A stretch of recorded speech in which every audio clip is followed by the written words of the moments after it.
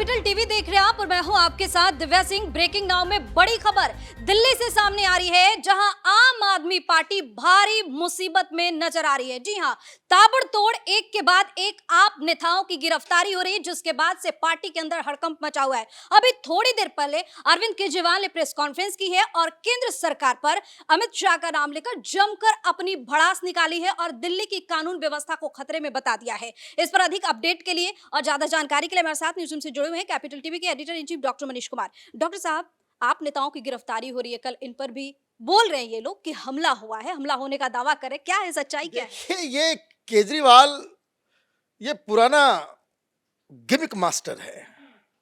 राजनीति में तमाशा, ड्रामा, नाटक, नौटंकी किस तरीके से की जाती है उसमें महारत है। और पोकर फेस लेकर, जो पोकर फेस कहते हैं कि वो जो जुआरी जो बहुत ही एक्सपर्ट होते हैं, वो अपने चेहरे पे कोई एक्सप्रेशन नहीं लाते हैं। देखिए, वो वैसा ही पोकर फेस बना करके कि हमने लॉ एंड ऑर्डर का सवाल खड़ा किया था, दिल्ली में लॉ एंड ऑर्डर की स्थिति खराब है, मैंने सोचा कि अमित शाह जो है कोई एक्शन लेंगे, गैंगस्टर्स को पकड़ेंगे, उन्होंने हमारे ऊपर हमला करवा दिया। वही उन्होंने करवा दिया हमला। क्या है, कोई सबूत है तुम्हारे पास? तुम्हारे नेताओं के ऊपर कार्रवाई हो तो सबूत मांगते हो, तुम्हारे पास क्या सबूत है? मीडिया वालों ने चला दिया और सारा कुछ आजकल ऐड चल रहा है, ध्यान रखिएगा। लेकिन इस बीच ये करने की आवश्यकता इसलिए पड़ रही है कि दो विधायक इसके जेल की ओर चले गए। एक जिसके ऊपर ये लॉ एंड ऑर्डर का प्रॉब्लम गिना रहे थे ना, कि गैंगबाजी ज्यादा हो रहा है, गैंगस्टर्स जो है वो सड़कों पे उनका साम्राज्य चल रहा है, तो इनका नरेश बालियान, अच्छा दो नरेश गए हैं, न पे हैं अभी। ये नरेश बालियान ये गैंगस्टर्स के साथ फोन पे इलू इलू कर रहा था, और दूसरा नरेश जो है वो कुरान शरीफ की बेअदबी के मामले में 2 साल की सजा मिली है उसको। आप देखिए कैसे छटपटाहट है।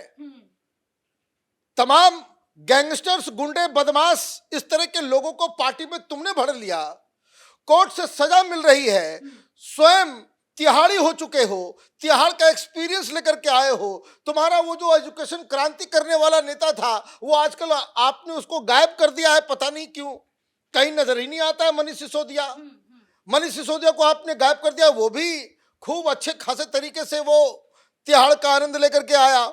आपका जो सबसे बड़ा एक और हमराज था जैन, सत्येंद्र जैन, वो भी तिहाड़ में बहुत दिनों तक रह करके वापस आया।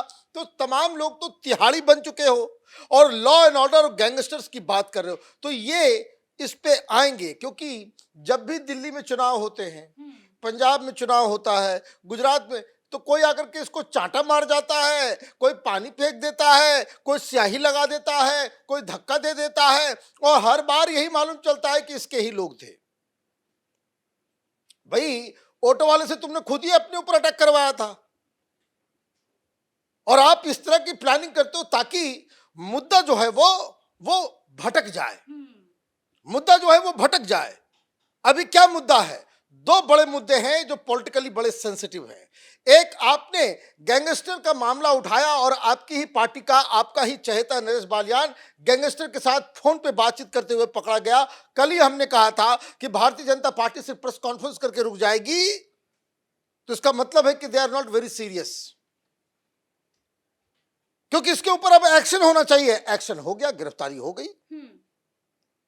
अब आप आरोप लगाते रहो। कल संजय सिंह को उठा दिया कि भाई फर्जी टेप है। अच्छा, फर्जी टेप है तो भी तो जांच होगी तब ना। तुम जज बन गए। केजरीवाल के सिपाहियों को डराने की कोशिश। भाई, सिपाहियों को कौन डराएगा? क्यों, मुझे तो समझ में नहीं आ रहा है। केजरीवाल के सिपाही बचे कहां हैं? अगर दिल्ली के अंदर में तुम्हारे कार्यकर्ता बचे हुए होते तो तुमको यह अपील नहीं करना पड़ता ना कि देश भर से आम आदमी पार्टी के कार्यकर्ता आ जाए।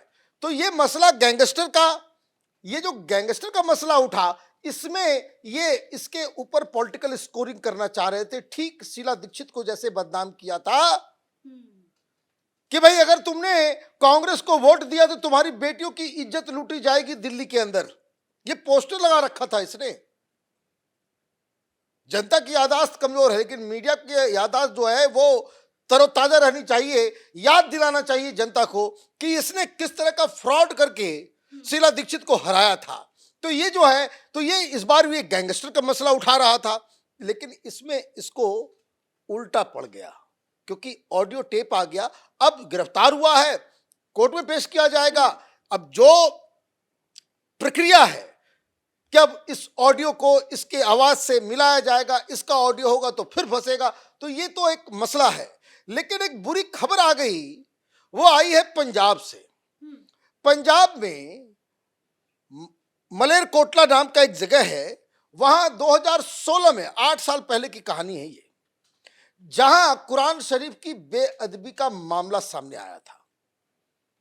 यह बताया गया कि कुछ लोग वहां मस्जिद के सामने कुरान शरीफ के पन्ने को फाड़ के जमीन पे फेंका था। और उसमें ये एक और विधायक है नरेश यादव, ये केजरीवाल का बड़ा चहेता है, इतना चहेता कि उसको पंजाब में प्रचार प्रसार के लिए भेजा गया था। तो उसमें इसका नाम आया था और कोई ये काम करने के लिए 90 लाख रुपया ट्रांसफर हुआ था बैंक अकाउंट में। तो ये मामले के ऊपर कोर्ट का कल फैसला आ गया, जिसमें केजरीवाल के सिपाही को, केजरीवाल के एमएलए को इसमें माना गया कि ये आदमी इसमें इन्वॉल्व था और 2 साल की सजा दे दी गई है। अब ये जाए हाई कोर्ट जाए, सुप्रीम कोर्ट जाए, लेकिन अभी फिलहाल तो सजा दे दी गई है और हाई कोर्ट से राहत नहीं मिला तो ये भी जेल के अंदर जाएगा। अभी तो वहां उसकी सरकार है, कोई ये भी नहीं कह सकता। अब ये बता दो कोई, भाई तुमको दिल्ली के कोर्ट के द्वारा, हाई कोर्ट के द्वारा, सुप्रीम कोर्ट के द्वारा तुमको जेल के अंदर फेंका जा रहा था तो तुम चीखते थे, चिल्लाते थे कि अमित शाह ने भेज दिया, मोदी ने भेज दिया। अब ये बताओ कि वहां तो पंजाब में तुम्हारी सरकार है और वहां की अदालत ने तुम्हारे एमएलए को जेल के अंदर भेज दिया कुरान शरीफ के बेअदबी में। और ये भी मैं बता दूं, कांग्रेस पार्टी को अगर जरा सा भी अकल होगा, इस मसले को कांग्रेस पार्टी को उठाना चाहिए कि ये लोग जो है, ये नौटंकीबाज आदमी है, ये पार्टी जो है पूरी तरीके से तरह तरह के कांड में ये शामिल होते हैं और लोगों को बरगला करके वोट लेकर के आते हैं। तो ये कुरान की बेअदबी में, देखिए मैं आपको बताऊं, कोई मीडिया इस सवाल के ऊपर कोई खबर नहीं चलाएगा कि नरेश यादव को 2 साल की सजा हुई है कुरान के बेअदबी में। कोई नहीं उठाएगा। क्यों?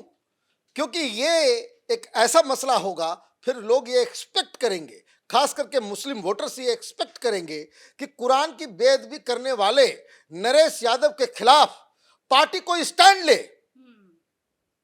ये अपने एमएलए के खिलाफ कुछ बोलेगा नहीं, और जब बोलेगा नहीं तो मुस्लिम नाराज होंगे। तो ये मीडिया को आजकल जो ऐड दिया जा रहा है ना, उसकी देखिए नमक जो है ना अदायगी, वो नमक हलाली जो है वो दिखाएगी मीडिया और इस खबर को दबा देगी। तो एक कांग्रेस पार्टी को इस मसले को उठाना चाहिए क्योंकि ये मामला बड़ा सीरियस है। क्योंकि ये तो आप कुरान की बेअदबी करने वाले के साथ खड़े हो गए केजरीवाल, तो ये एक बड़ा मसला आएगा। तो ये सारी चीजों को जब इसको समझ में आया कि भाई ये तो ये हो गया, तो इसने क्या किया, तो ड्रामा हम करेंगे, जो हमेशा से एक मजबूत हथियार रहा। मजबूत हथियार रहा है। तो इस संदर्भ में, इस बैकग्राउंड में अगर आप देखें कि हमला हुआ है, क्या चीज का हमला हुआ है भाई? कल शाम में ही मैं देख रहा था, ये सौरभ भारद्वाज, ये जान से केजरीवाल को जिंदा जला देने की साजिश थी। फेंका क्या? पानी। फेंका क्या? पानी। अखबार वालों ने क्या छापा? बोला लिक्विड, संदिग्ध लिक्विड, कोई संदिग्ध तरल पदार्थ फेंका गया। माचिस भी था वहां और वहां पे भाई पानी में कौन फेंक रहा है पानी, और आग लग रहा है केजरीवाल के कैंप में। मैंने आप ये देखिए किस स्तर का प्रोपेगेंडा और किस तरह का ड्रामेबाज है। पानी क्यों? क्योंकि उससे विजुअल खराब नहीं आएगा। अरे भाई किसी को अटैक करना होगा, कम से कम स्याही फेंकेगा, कम से कम स्याही फेंकेगा। तो स्याही फेंकने के बजाय वो, इसलिए आप देखिए ये सब भी प्लान होता है कि स्याही चेहरे पे लगेगा तो ऑब्वियस सी बात है कोई पूछेगा तो वो मुंह काला हो जाएगा और वो अखबार में छपेगा कि भाई केजरीवाल का मुंह काला हो गया, केजरीवाल का मुंह काला हो गया, तो वो विजुअली जो है वो अच्छा नहीं लगेगा, इसलिए पानी फिकवाओ। और मैं तो देख रहा था कि भाई उसको पकड़ा भी गया, उसकी जो पिटाई भी हो रही है, तो वो तो ऐसा लग रहा है कि WWF का काम चल रहा है। WWF समझे कि जिसमें कुश्ती तो दिखाई जाती है, कुश्ती होती नहीं, वो बकायदा वो स्टेज मैनेज्ड होता है। तो वो मैं देख रहा था कायदे से उसके वीडियो को, तो उसको कोई वो मार रहा था, वो मार पिटाई की तो वो WWF का खेल नजर आ रहा था। तो ये भाई साहब बहुत बड़े चालाक आदमी है, नौटंकीबाज हैं, ये कुछ भी कर सकते हैं।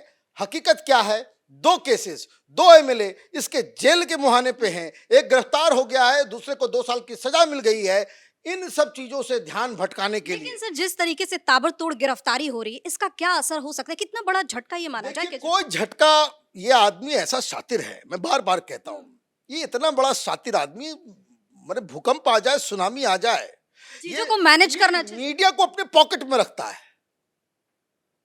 केजरीवाल जो कुछ भी है, ये दलाल पत्रकारों के चक्कर में है।